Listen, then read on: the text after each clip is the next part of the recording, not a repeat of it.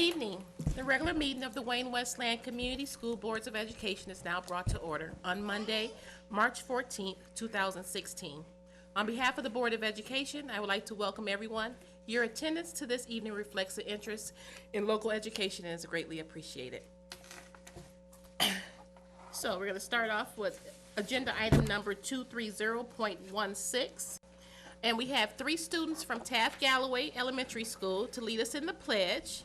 So I'd like to have Madison Malia, Gavin Parker, and Addison Shaw. Okay, welcome. Thank you.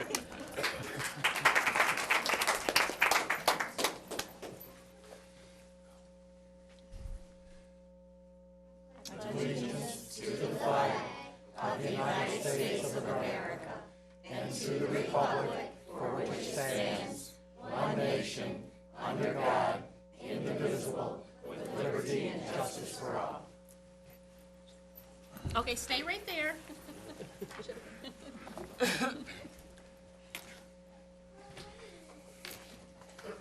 Okay, ladies and gentlemen of the Wayne Westland Board of Education, we have 3 students with us tonight. And one of those is Madison Malia. There you are.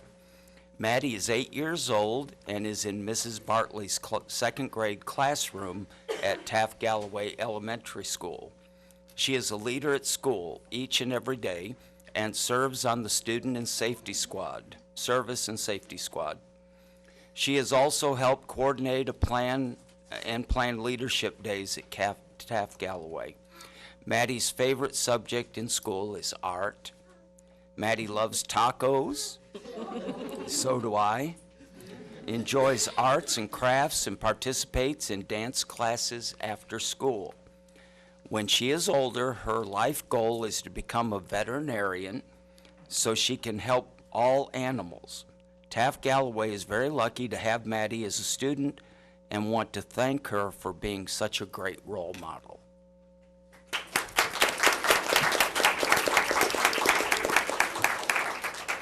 Maddie, who did you bring with you tonight? My mom, my grandma, and grandpa. Okay, good to see you. We have next Gavin Parker. Gavin is 8 years old and is in Miss Bartley's second grade classroom at Taft Galloway Elementary School. He is a leader at school each and every day and has served as a student lighthouse leader for his classroom. His favorite subject in school is gym. Gavin lives with his mom, dad, and 2 brothers. His favorite food is chicken. Everything tastes like chicken. And he enjoys playing video games. When he is older, his life goal is to become an NFL football player. Taft Galloway is very lucky to have Gavin as a student and want to thank him for being such a great role model.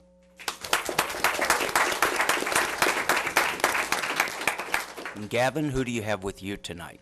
My mom, my dad, and my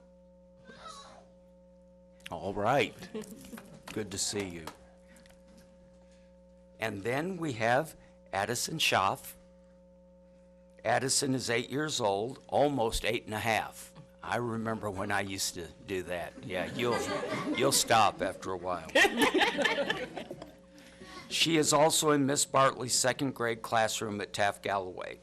She is a leader at school each and every day and serves on the Service and Safety Squad. In school, her favorite class is reading, and she wants everyone to know her favorite book is Junie B. Jones and the Yucky Blucky Fruitcake.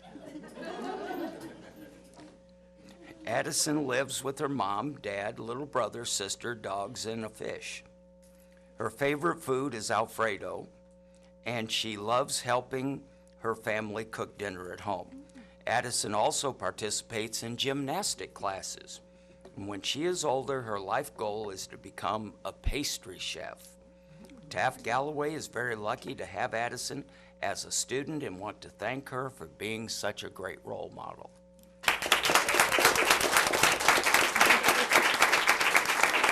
And so, Addison, who did you bring with you?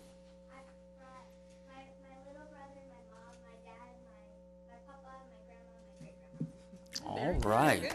Okay, if you come to the center here, Mr. Griffin is going to give you a certificate from the Board of Education. Line up right here beside me. Madison, and you first, and, we're gonna go with Madison. Right there you go. Is this on? Doesn't sound like it. On behalf of the Board of Education, we'd like to, express our appreciation for you coming here and, leading the Board of Education and the people in the audience in the Pledge of Allegiance, and for that service to the board. We have a certificate for each one of you. Madison, a certificate of recognition for coming here. And, you said you had your family with you tonight? And, later on, okay, there they are. And, after we're done here, they're gonna take some pictures. And Gavin, like to thank you too for leading in the Board of Education in the pledge, and we have a certificate for you also. And Addison, we thank you for leading us, and, we have a certificate for you also, and, I'm sure your parents and, your friends are very proud of you. So we're gonna have you stand right here, this way. Mr. We're Griffin, gonna take some pictures here. Mr. Griffin, In a minute. did they bring anyone else with them besides their parents? Did you, you bring anybody else for your family and some other folks too? We can recognize them and, so why don't we turn around and put a. Who else did they bring? We want to know. Let them raise their hand, or you wanna take a picture of them? The family? Their teachers here, Mrs. Barkley, and I'm the principal, Mrs. D. Thank you. And Mrs. Barkley's son, Wyatt, also wanted to visit. Thank you.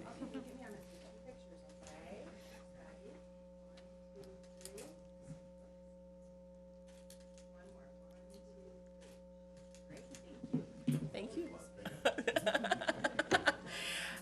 We're gonna move on in the agenda, but I just want you to know that it's okay for you to ease out now if you want to. You're more than welcome to stay for the whole meeting, but I understand homework and other duties call, so you're more than welcome to leave.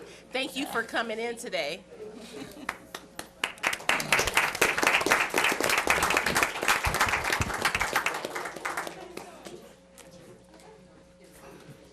And we'll just give them a few minutes.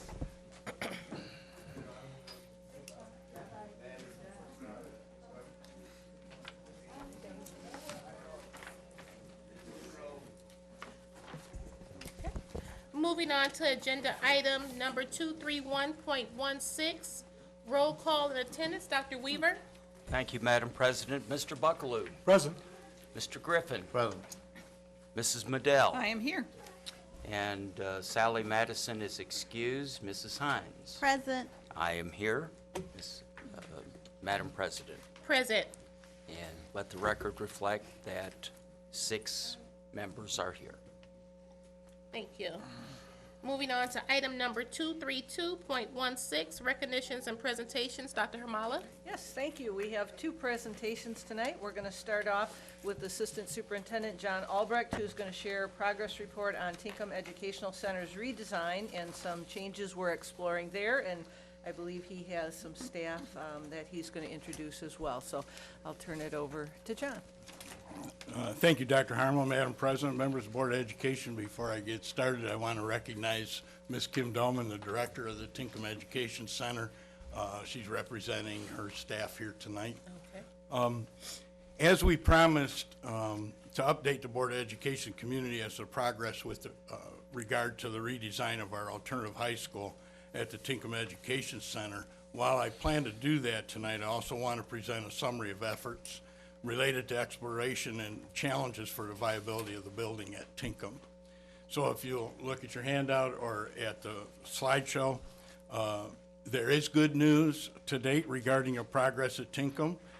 Note on your handout that there are currently 126 enrolled pupils to date as compared to 62 last year at the same time.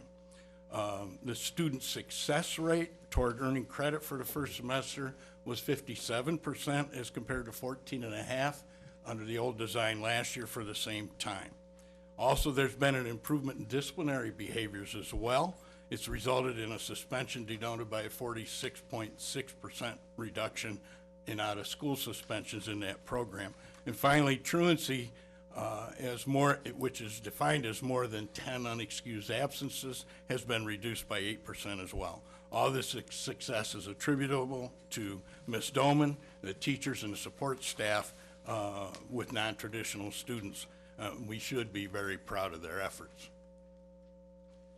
So I'll go on now. The Tinkham facility is faced with some significant structural challenges, immediate needs that include heating, boilers, roof, and other primary structural concerns with costs nearing $2 million are imminent.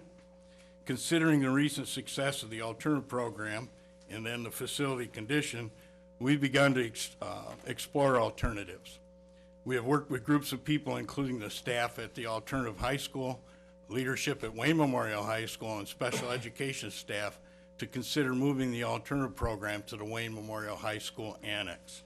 Note on the second slide of your handout, there are two considerations: relocating the alternative high school to the annex area at Wayne Memorial High School, and then the relocation of programming that already exists in that area in the annex to other places at Wayne Memorial High School. As you'll notice on the map that I've given you, the JROTC has 4 classrooms in that corner. They're the first 4 that are designated in orange. There's an SXI special education classroom there as well, which is actually just to the left of the green office area. And then the Pohai Outreach, which is located at Wayne Memorial High School, is actually in that green area in the corner. The dark area is where the Pohai Outreach offices are now. That area would become office space for the director and her staff. You will see 7 classrooms designated in orange. To the left, you can see the proposed JROTC classrooms, which are much larger and are currently the unused woodshop class space. The classroom directly across from the shop is where the SXI classroom might be relocated. That currently is a CAD classroom where computer-aided design classes are run at Wayne Memorial High School. In our exploration, we're hoping that should we move forward with a decision, that CAD classroom would move to John Glenn High School, and students from both schools then would be able to partake in that class. There's still work to be done before we would be able to consider any final recommendation. There are scheduled meetings with the special education staff, the adult education community staff at Tinkham, and we want to seek input from them as well. The Pohai Outreach group in our exploration right now is recommended to move to the respite center, which is behind our building, but there's a lot of exploration work to be done there before we were to do that. So that's where we're at with that right now. Any questions? Mr. Buckaloo? Recently, we bought some new computers for CAD, I believe. Am I correct in that? That is correct. And they were to go to Wayne Memorial? They are. Will those be transferred to John Glenn? They would be. And is there any problem with the Fed? This was grant money? Or was, in a sense, it was grant money? Even though it went through... It was career tech and education. So the CAD program is actually a 61A funded program. And so we can put that anywhere. At one point in time, we actually had CAD classrooms in both buildings. So there is a classroom at Glenn that's already set up. It's just So the program didn't carry a location? No. Okay. Thank you. Dr. Weaver? Yeah, Mr. Albrecht, I just had a housekeeping question here. If I'm looking at this correctly, how would the art students be able to use the furnace to fire their art projects? So we're still exploring how to do that. But there are 4 art classrooms back there, and one of them is the the orange one to the left of the office area, and that would become part of the Tinkham Alternative High School classroom. But certainly we can work with being able to share space and share teachers and staff is all part of the exploration. Okay, thank you. Any other questions? Okay. Thank Thank you. you. All right, and we have another presentation, and that is going to be led by Jennifer Munson. And she has Wayne Memorial High School staff with her, so I'll let Jennifer introduce the group and what they're going to share with you tonight.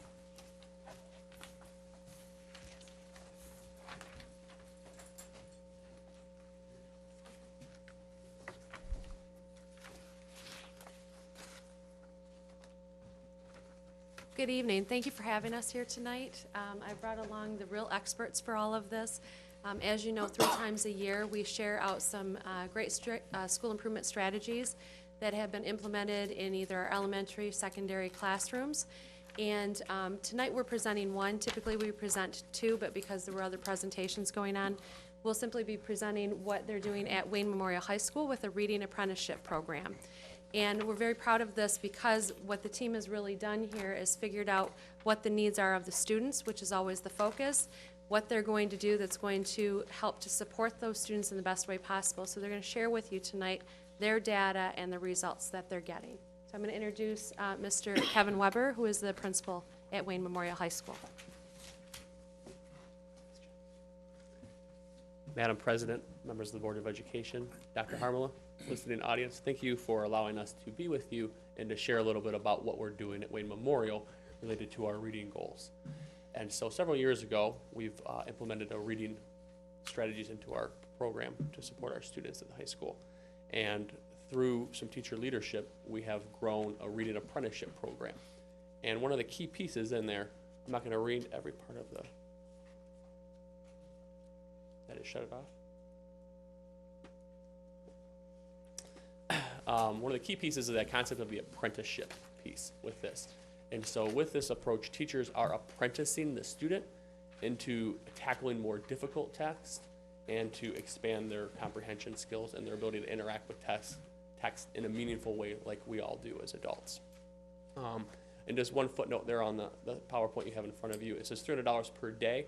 That's when we invite in a consultant who's an expert in this to support our teachers in this approach, and when we do that, it's $300 per day is that. And so it's been a minimal cost to access that person through a partnership with another local school. So I'm going to turn it over to Mr. English, who's going to talk a little bit more about the program. Good evening. So reading apprenticeship really, I would say, has 3 pillars when it comes to implementation in the building.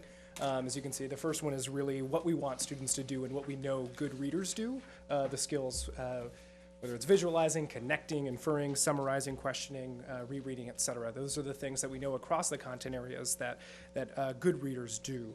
But we also know that reading really operates within a black box, as Grant Wiggins referred to it. And so we can't have students do those things without implementing some key routines, both within our own classrooms and across the content areas and really across the building, some key common routines. And that's been one of the things that's changed significantly over the course of implementation over the past couple of years. And I won't explain all of them, but I would say the most important being, to think aloud. And I know that my colleague will talk about that in just a minute. But through those routines has also come together a common vocabulary. And so one of the things that has worked out well is that students, whether they go from an English classroom to a biology classroom to a math classroom or social studies classroom, that they know what it means to talk to the text, really, and that's just kind of our way of saying annotate, and to show your thinking and to make your thinking visible. And kind of that last pillar, that RA framework that really guides all of the work that we do, the social dimension, recognizing that we don't read texts in isolation, that we are smarter when we work together with others, that cognitive dimension, where when we develop an awareness of what it is we are doing and what it is we are thinking as we're reading, we're more likely to fix up our reading and to catch ourselves when we make mistakes. That personal domain, who we think of ourselves as readers, and a lot of research shows that when students view themselves as readers, they're more likely to engage in the act of reading, as well as that knowledge building dimension, I think, which is most important probably to us all as content area teachers, that we want students to know things about our content, we want students to know things about reading specific texts, but also the world around us. I guess I will pass it over to my colleague, Kim Sharplin. Hello. Sorry, we came from dance. What really sold me on this is I'm a science teacher. I want to do labs, I want to do activities, and it came down to is all of that is reading, the way that you put it. And so how do you get kids in your science classroom to be engaged in reading? What does it look like to be a scientist? And so we do a lot in our class with something called metacognition, and that is a huge thing in the reading apprenticeship, getting you to think about what you're thinking about. And it's really hard for kids to do because no one's ever asked them to do this before. Even as an adult, as a reader, it was really hard to get myself to stop and think about all the things I think about while I'm reading. And so in biology, one of the things that we'll do is we do some activities. And so we'll do a think aloud. We'll give them pipe cleaners and say, make a person.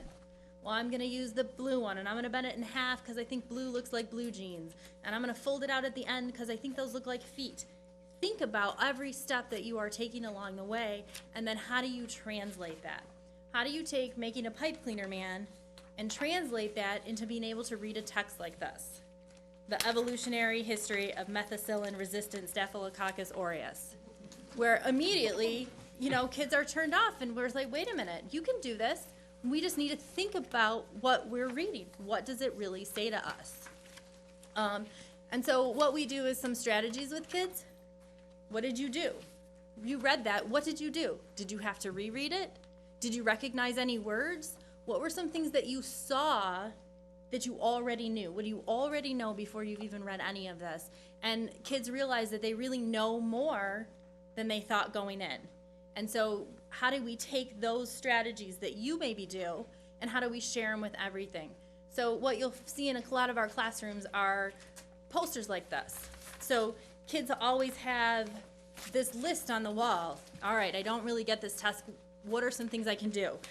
Can I skip all of the parentheses in my reading?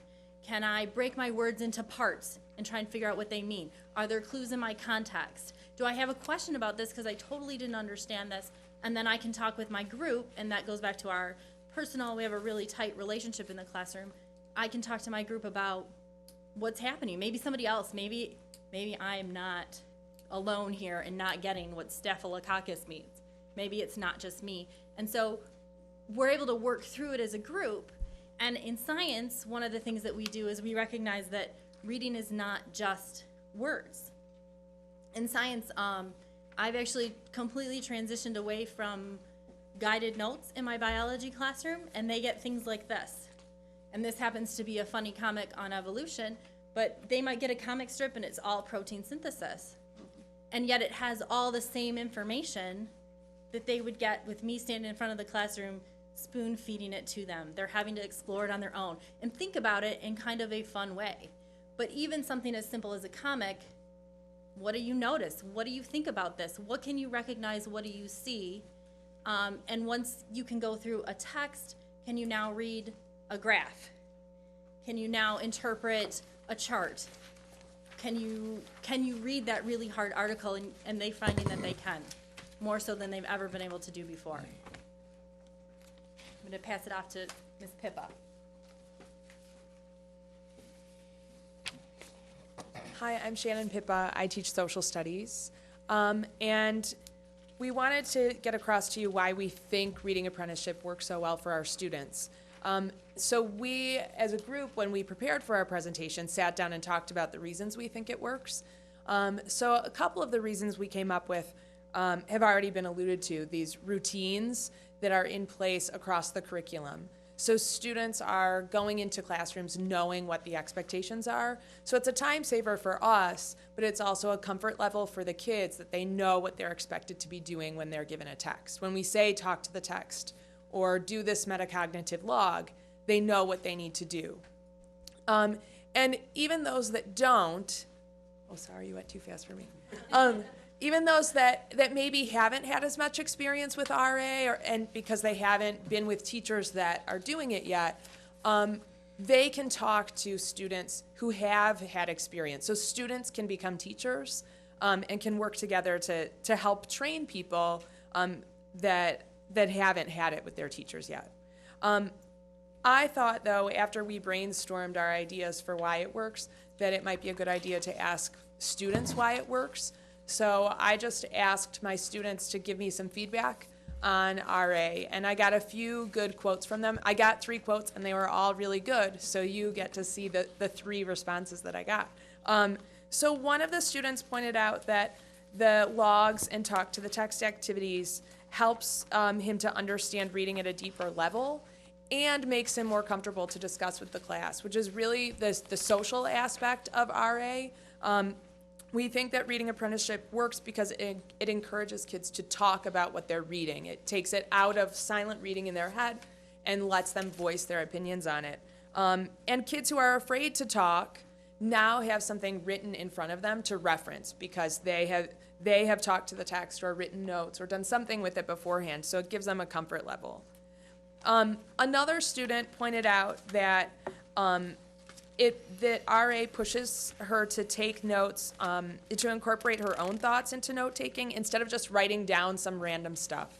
She has to actually think about what she's writing down, and so it gives her a better understanding of the material, which is really what it's all about. As for content teachers, the knowledge dimension is we want them to be getting our content, and RA helps them to do that. But they're thinking about what matters as opposed to just answering a list of questions that come with the text. So they also get a higher comfort level because they're thinking about what matters with coming up with their own questions, tolerating some ambiguity because we haven't said, here are the specific things you need to know. It's about what you think is important here.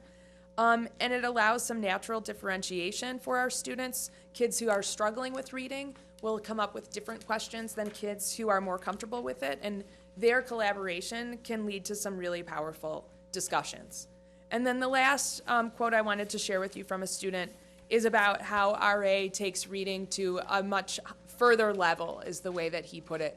It's not just a list of facts anymore. It's about big ideas and why it matters. And I think that that's really what reading in RA is all about. It encourages this deeper engagement with the text, which is really what we want our students to be doing. We want them to think about why it matters, what matters and why, not just answer a list of questions. And kids then have a greater purpose for their reading and make them more engaged in our classrooms. So from our students, this is why RA works for them. And as we bring things to a close, I just wanted to reiterate what Mr. Weber said earlier about kind of the grassroots movement within the building. These are all teachers who willingly agreed to participate in training over the summer, which has been phenomenal, but they also recognize that we have to shift our own thinking to really apprentice kids, to read like historians, to read like scientists, that really reading is present outside the English classroom.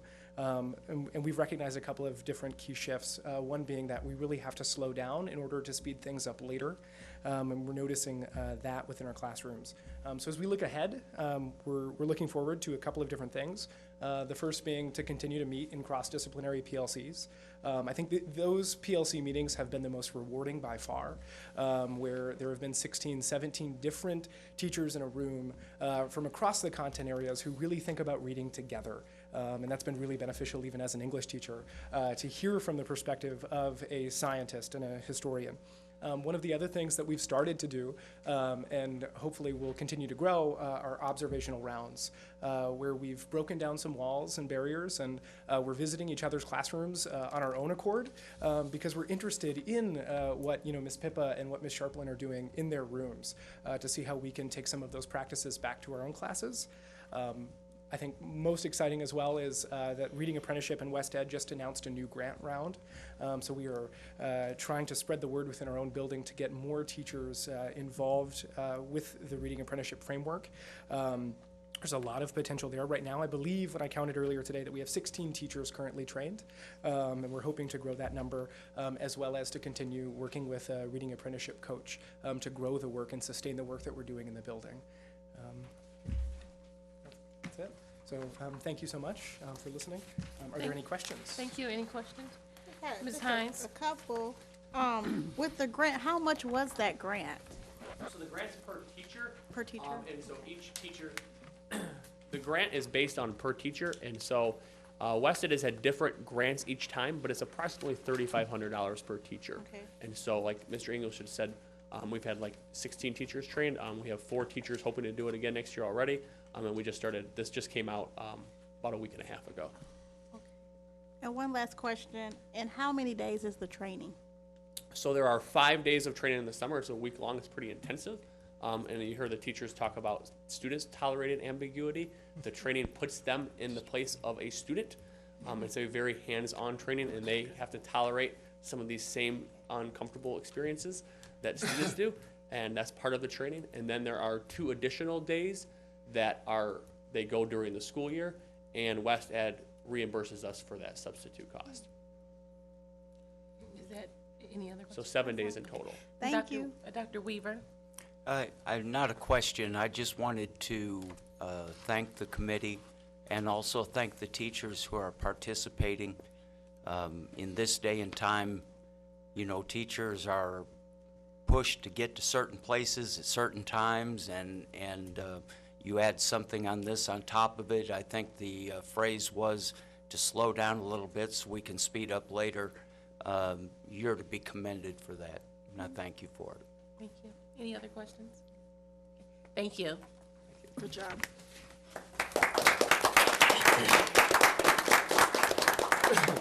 Moving on to item number 233.16, citizen comments. Dr. Weaver? Yes, thank you, Madam President. This is a place on our agenda where you may speak to the agenda items that are here tonight. Is there anyone who would like to speak to the agenda items? Seeing none, Madam President, Okay. move forward. All right, thank you. Moving on to item number 234.16, the consent agenda. Move approval. Moved by Dr. Weaver, supported by Mr. Griffin. Any discussion? Roll call vote, please. Mr. Buckaloo, Aye. Mrs. Hines, Yes. Mr. Griffin, Yes. Mrs. Madell. Yes. I vote yes, Yes. and we have a 6-0 vote. Thank you. Moving on to item number 235.16, review and approval of business services and finance items. Hi. Hi. You're not, yeah. Mr. Dave Colmeyer, yes, I had to get it out, because I looked up and I said, well, you're not Jim. How are you? Go ahead. Good. Madam President, members of the Board of Education, we have 2 items we're bringing before you this evening from the business office. So if I could direct your attention to the first memo you have in your packet regarding the purchase of a 2016 double cab truck. We're requesting board approval to purchase this truck for use in the maintenance department, carpentry area. The purchase of this truck is being made through the Oakland County Purchasing Division cooperative contract, and that is going to replace a 1997 Ford F-250, which is no longer serviceable. The 1997 truck is going to be auctioned this year in 2016, and the cost of this purchase was budgeted in the maintenance budget for this 15-16 school year. We ask for your approval on that item. So moved. Okay, moved by Mr. Griffin. Support. Supported by Ms. Hines. Any discussion? Yeah, how did you get a truck for $25,000? That's how I would like to know. You know, we're just that good. Yeah, okay. Yeah, I was gonna say it's not right. I was gonna say 20 years service out of the truck is amazing. Mr. Buckaloo, Yes. Mr. Griffin. Yes. Mrs. Madell. Yes. Mrs. Hines. Yes. I vote yes, Madam President. Yes. Let the record reflect a 6-0 vote in Thank you. favor. Item B, please. Thank you. The second item is the purchase of some grant-funded technology. We're requesting board approval to purchase Chromebooks, mobile computing carts, Chrome-based desktop computers, and furniture sets as recommended by our Executive Director of Technology, Seth Wenzel. That purchase is being made via several cooperative purchasing agreements, the Michigan Statewide Purchasing Online Tool, BID, the National Cooperative Purchasing Alliance, and the Cooperative Purchasing Network contracts. The cost of that purchase is not going to exceed $675,611. If you approve this purchase this evening, those purchases will be coming from Title I building accounts as well as our new SRS grant funding accounts. Thank you. Thank you. Move approval. Okay, so moved by Dr. Weaver, supported by Mrs. Madell. Any discussion? Okay, roll call vote, please. Mrs. Hines. Yes. I vote yes. Mrs. Madell. Yes. Mr. Griffin. Yes. Mr. Buckaloo. Yes. Let the record I reflect a wanna vote 6-0 today. vote. No, you don't get to vote. You're running the meeting. I'm gonna say yes, though. Okay. She's going to say yes, too, so I guess we have a 6-0 vote in favor of. Thank you. Thank you. Moving on to item number 236.16, the Head Start Monthly Report. Mrs. Madell. As required by federal law, all of us trustees received a copy of the Head Start Monthly Report in your packet that you received last Tuesday. I know for a fact that they are well into doing all kinds of testing. The biggest issue that they are having over there is getting the kids to go back, so when they do a dental check, is getting the kids to go to the dentist and then come back with a form saying that they've been to the dentist, or eye checks, things like this, and getting the kids to bring the forms back saying that they have accomplished that goal. So they're working with the classroom teachers and everybody else are working with the parents, trying to get that information back so that we can comply with our requirements for the federal government. So, with that said, that's my report. Thank you, Mrs. Madell. Moving on to item number 237.16, Superintendent Report. Dr. Hamala. Yes, thank you, President Walker. I'd like to share 2 informational items and 2 celebrations.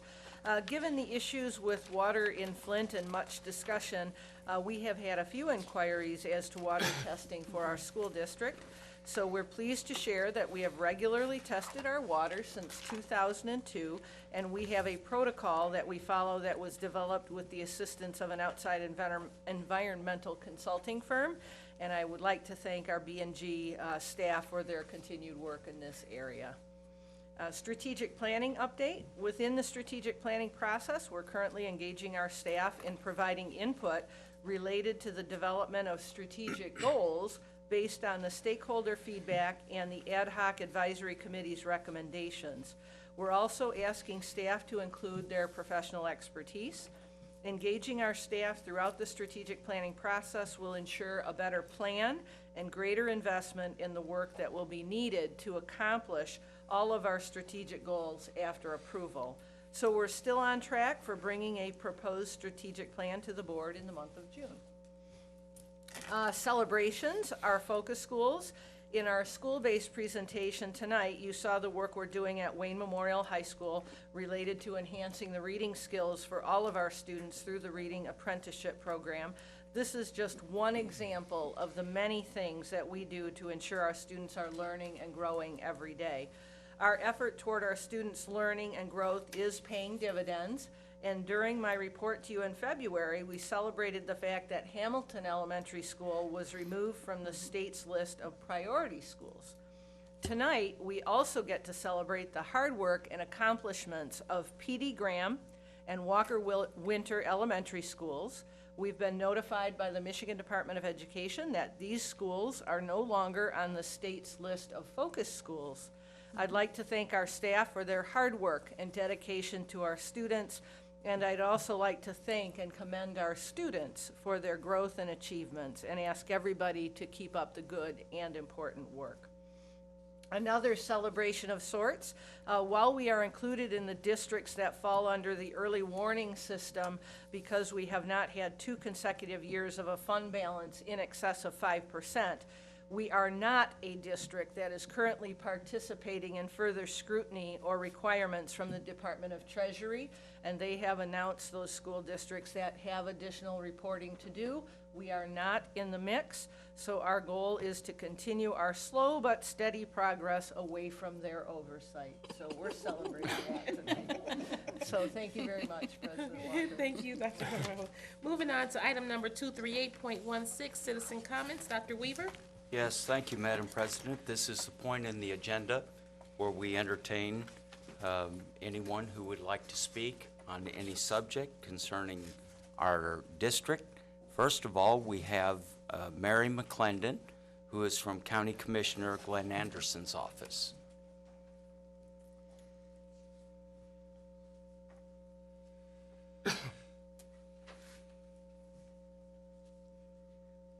Good evening to the president and to the board members, to the superintendent, and to all in attendance here.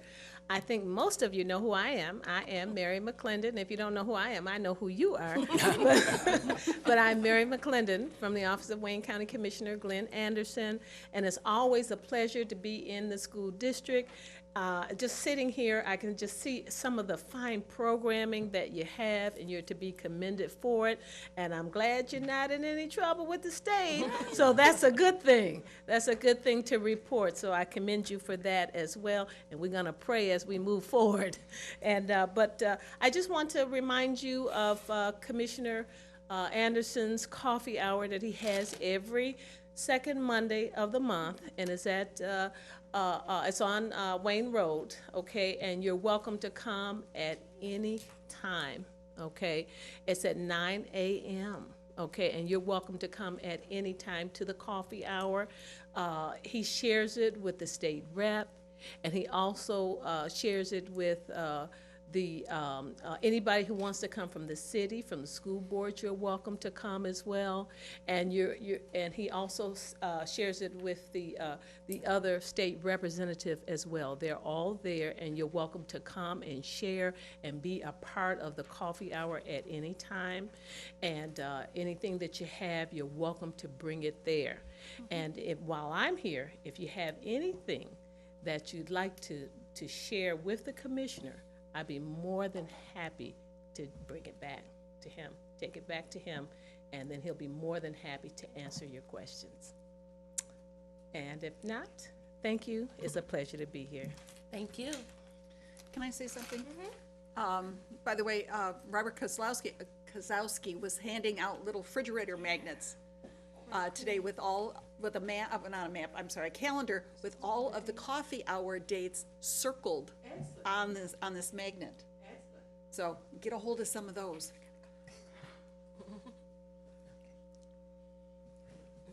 Next, we have Miriam Cady representing Relay for Life.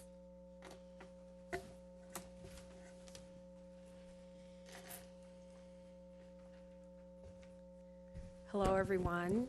Thank you so much for President Walker and the rest of the board members and the superintendent and everybody here. I really am thankful for the honor of just being here and let me speak for a few moments. I appreciate that.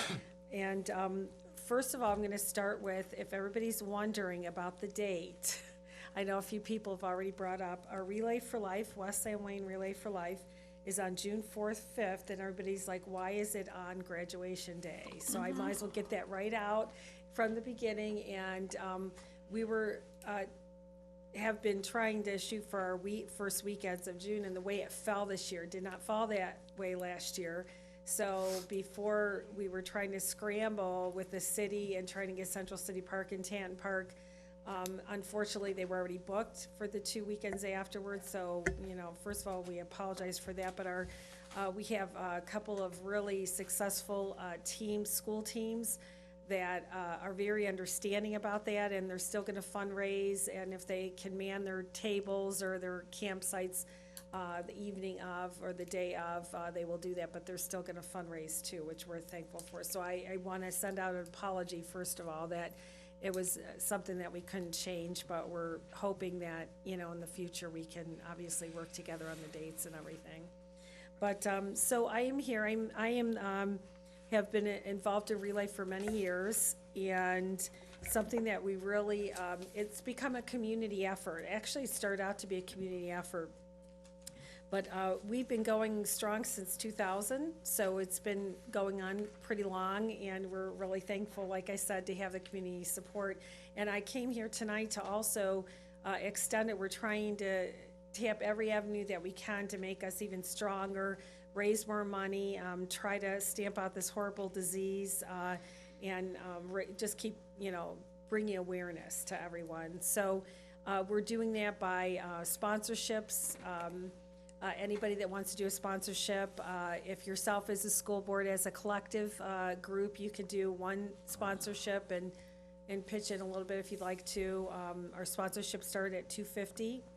And of course, I gave the packet to President Walker, and I'll also give you some information too, Superintendent. But also if you wanted to get involved, maybe start a team or know somebody that has a team, or if you want to just go, I want to know more about this, you could obviously go on our website that is on the card also that I gave you.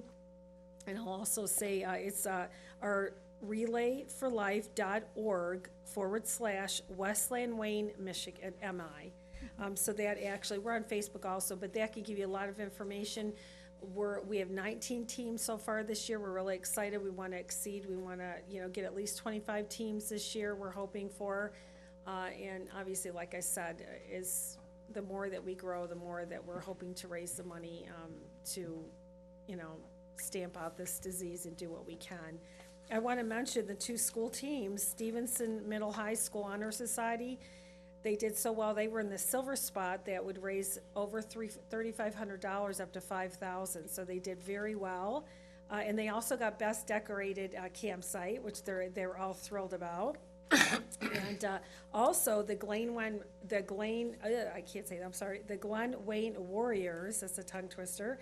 They actually were our top fundraiser. They were over the 7,500 mark. So we're just so thrilled about that participation, and it just makes it more exciting with the kids, and they love spending the night. And I don't know if everybody knows everything about Relay for Life, so if you have any questions, I'll open it up to you. I just wanted to tap into it a little bit, just to mention Relay for Life and how much we want it to even extend to the school district, and talking to anybody that's interested, maybe doing field days, relay field days, or getting more schools, school teams involved. It could be small teams, it could be even just raising money. You don't even have to have a campsite. You could raise money throughout the next few months. There's so many different ways that you can do that. So I don't know if anybody has any questions. Mr. Griffin? Yes. Marion, I just want to thank you for your efforts on behalf of this organization, because I know how diligent and how long you've been a part of it, and frankly, the leader of it in our communities. And being someone that lost a spouse to cancer, it's a good thing, and I hope we can conquer it someday. So I want to thank you and your organization for all the effort that you put forth for our communities on the behalf of our communities. Thank you. Well, thank you so much for that. I appreciate that. Of course, I'm only one person in a big team, so thank you, though, for saying that, but I definitely don't do it alone, and very much heart and just, like I said, a lot of heart, and I'm just thankful for all the time and effort that goes into it, but we couldn't do it without all of you also, and it takes, what did they say, it takes a village, and I definitely believe in that. So let me know if you don't mind, if I could, keep coming back. If there's any questions, I gave you my card, and you could directly call me. My leadership is community media and promotions right now. I kind of took a little bit step back, but I definitely am trying to keep the community more awareness of what's going on. But I just want to say thank you again so much. We really appreciate it. Thank you. Have a good night. Yes, thank you, Madam President. We have, last but not least, John C. Stewart, who is a former state rep that wishes to address the board tonight.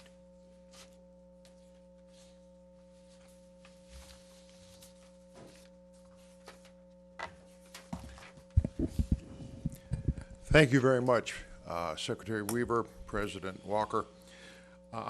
My name is John Stewart. I've been an attorney for 37 years in Wayne County. The last 31 in my own office, same office and same house in Plymouth Township. I have visited 14 major school districts across Michigan. I have attended their school board meetings, and I'm the kind of guy who gets very excited when I hear about your reading program. The cross-disciplinary of science, social studies, and your English teachers here tonight. My listening tour included Grand Rapids, Kalamazoo, Lansing, Livonia, Wyandotte, Taylor. My purpose was to listen to their concerns. Accountability of all schools, including public, charter, and cyber schools, for-profit, public charter schools, Accountability is our highest priority. I was on the Appropriations Committee for 6 years and chairman of higher education. I'm the kind of guy who sat back 2 years ago in Plymouth and said, please hire Dr. Harmala.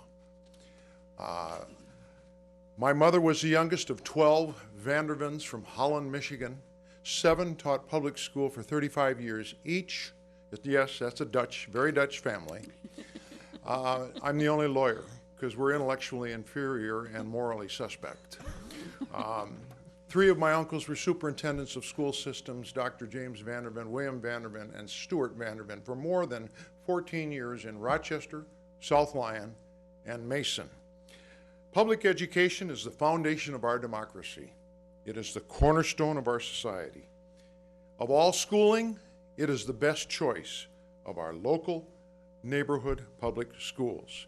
Yes, both of my sisters are retired public high school teachers, and one of our daughters are both graduates of Grand Valley and Western Michigan. One of our daughters has taught 10 years in a Title I school. She was an All-American softball pitcher at Western Michigan University, an all-state player, a pitcher for Plymouth Canton, a cum laude graduate, and she now has her national board certified certification. I have followed you. I'm a student of education. Our family gatherings are like MEA meetings, and they have both administrators, school board members, and teachers.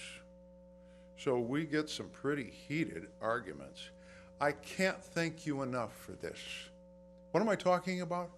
Your willingness to get out in the community and to set up strategic planning and to work with people. That's the essence of my message tonight, but now to go on to a lot more lighthearted manner. The Vanderven family, the Stewart family, we have some athletic talent, but we really are strong in music because I was born and raised in Wyandotte, 4th grade through 12th grade, band, orchestra, choir, 4th through 12th. And I do never deny my Wyandotte roots and the rigorous training that I got. But last year, when Mayor Wild asked me to sing "O Canada" and the national anthem, this baritone, 6 foot, 210 pounds, turned around and some skater approached me. She took her helmet off and said, "Hi, John," and I got a little nervous. Then I found out she had Upper Peninsula roots with her parents. I think I couldn't have been happier that the superintendent of schools was out among the people at the hockey game. This hockey game will take place this Friday night. I want to invite all of you to. I sat there last year with Trav Griffin and with Tom Buckaloo and a couple of good old guys, and we just thoroughly enjoyed a community charity hockey game. It's a wonderful way to bring people together. I am from a family that believes that physical fitness, mental fitness, and emotional fitness, intellectual fitness go hand in hand. So I hope to see many of you this Friday night. And I always talk too much, but 3 weeks from tomorrow, ladies, you will have a lot of collegial friends at my wife's Rotary meeting at 7 o'clock in the morning in downtown Plymouth. I've set up a very nice speaker. Her name is a 39-year-old pediatrician named Dr. Mona Hannah Atisha. And she will be honored by the Southeast Michigan Arab Women's Council. And she'll be speaking that morning, and Melanie Hines would just, because I know her, she would just be tickled at all of the friends that she would see there that morning in that Rotary Club that is probably 60% women. But I wanted to mention that also. But hope to see you this Friday night, and let's have some good fun. Thank you. Is there anyone else? No. Okay. All right. Moving on, 239.16, review and recommendations, Board of Education, Mrs. Hines. Ms. Hines. I'd like to say thank you so much with the Tinkham Education Center. That is outstanding. I mean, you guys are doing an awesome job. The reading program is very exciting. This is a great new year. Even like last year, we had like the highest amount of valedictorians, all these scholarships, the Champions program. This school district is doing an awesome job in educating our children. So I'd like to congratulate everyone And just on the side note, I'm kind of excited. We did the Buddy Up for City of Westland, and there's like a Wayne Westland, like a lot of the administrators and teachers, we have our own little team. So like just to lose weight. So it's nice to see that the teachers and staff, they are involved in the community outside of work, and it's really cool. It's like a pretty nice motivator, you know. So it brings a lot of bonding, and this school district feels like a huge family. I love the board members. You all, you know, take me in and help me out as well. So you guys keep up the good work, and I'm excited about the Leader in Me program. I saw a little invitation on that, and that's a really good program. And if, you know, can we invite extra people to come and see how that works, or they have to register? Because that is an awesome program. If you can see the Leader in Me program we have at our different schools, it shows these young kids in elementary schools being leaders, and it just goes up higher and higher into high school. So good job, guys. Thank you, Ms. Hines. Mr. Buckaloo. Well, I'll limit myself to the two presentations tonight. The Tinkham Education Center, what tremendous strides have been made in just 1 year. Those responsible should be commended. This is truly a feather in your cap and a feather in the staff's cap, and really in the students' cap as well. So thank you for that. With respect to the improved reading strategies, it's difficult to read for content. It's work. It's not like picking up a novel and sitting down and putting your feet up and reading. And it's a skill that needs to be learned. And the work that's going on at Wayne Memorial should be commended. And if nobody else will do it, I will. But it's a fantastic program. And then lastly, I do have my tickets for Friday night. Thank you. In Dr. fact, Weaver? I have 2 sets of tickets. In case I get thrown out, I'll have tickets to get back in. Dr. Weaver. Yes, thank you, Madam President. Earlier, I just want to make sure that I wasn't misunderstood. First of all, thank you, Mr. Albrecht, for that data concerning Tinkham. I thought that was excellent. When I was talking to the group, I was just trying to relay that teachers in our classrooms have a lot to do in an allotted time. They're not, I don't want to say something like they're under fire or anything like that, but they have a lot to do in an allotted time. And to be able to reach back and grasp a program like this so that students can be better, they're to be commended, and that's what I was trying to say, so thank you. Thank you. Mr. Griffin. Thank you, Madam President. I'd just like to thank Madison, Malia, Gavin, Parker, and Addison Shaw for leading the board in the Pledge of Allegiance, and our president for saving me on not introducing the principal to the students. It wasn't on the sheet. So I'd kind of rather do it off the cuff. But anyway, I thank them for leading us. They're great students, and I thank you for saving me.